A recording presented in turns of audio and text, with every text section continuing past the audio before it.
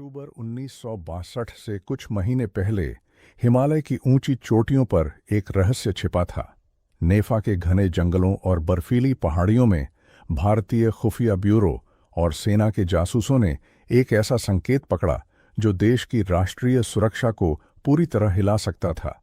लेकिन क्या हुआ जब उस चेतावनी को नजरअंदाज कर दिया गया? कल्पना कीजिए, रात के अंधेरे में नेफा के दूर-दराज के इलाकों में तैनात भारतीय जवान सतर्क नजरों से पहाड़ों को देख रहे हैं। ठंडी हवाएं उनके चेहरे को चीर रही हैं।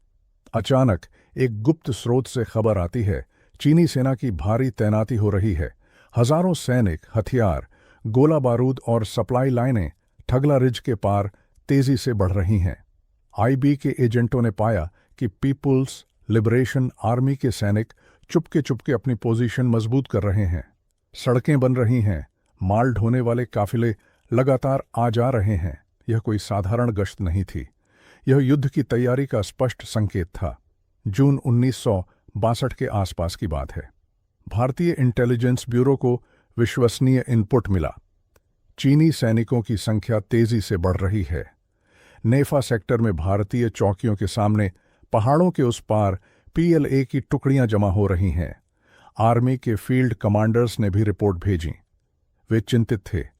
हथियार कम थे, सैनिकों की संख्या अपर्याप्त थी, मौसम और भूगोल दोनों दुश्मन थे। फिर भी दिल्ली में बैठे फैसले लेने वाले इस खतरे को हल्के में ले रहे थे। फॉरवर्ड पॉलिसी के तहत नई चौकियां स्थापित करने का आदेश जारी था। मान लिया गया कि चीन हमला नहीं करेगा। आईबी के कुछ आकलन भी यही बता रहे थे कि बीजिंग सिर्फ प्रतिक्रिया दे रहा है, बड़े पैमाने पर आक्रामक कार्रवाई नहीं करेगा। लेकिन जमीनी हकीकत कुछ और कह रही थी। भारतीय गश्ती दल जब थगला रिज के पास पहुंचते तो उन्हें संदिग्ध हरकतें दिखाई देती।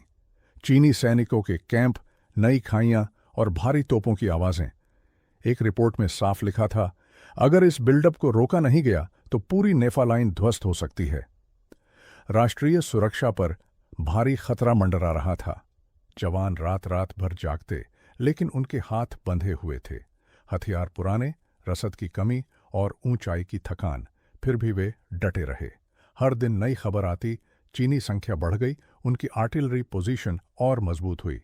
समय बीतता गया, चेतावनियां दिल्ली पहुंच रही थीं, लेकिन जवाब में सिर्फ सवाल उठते। क्या यह वाकई हमला होगा?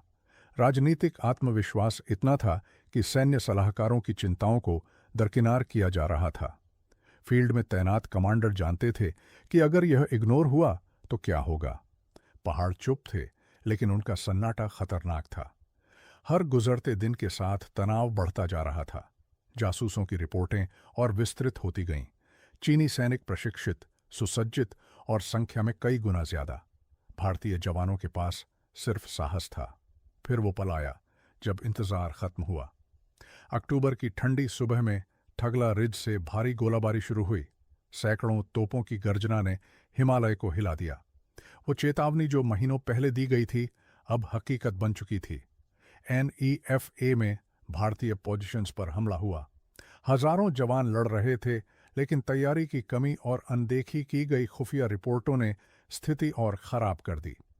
देश की राष्ट्रीय सुरक्षा एक पल में संकट में आ गई। यह कहानी सिर्फ एक युद्ध की नहीं, बल्कि अनदेखी चेतावनियों की है। जब खुफिया इनपुट और सैन्य सलाह को नजरअंदाज किया जाता है तो पूरा राष्ट्र दांव पर लग जाता है। 1962 हमें याद दिलाता है, सतर्कता कभी ऑप्शनल नहीं होती। अगर हम इतिहास से सीख न लें तो भविष्य और भी भयावह हो सकता है। सच्चाई हमेशा पहाड़ों की तरह अटल रहती है। अनदेखी करने वालों को वो कभी माफ नहीं करती।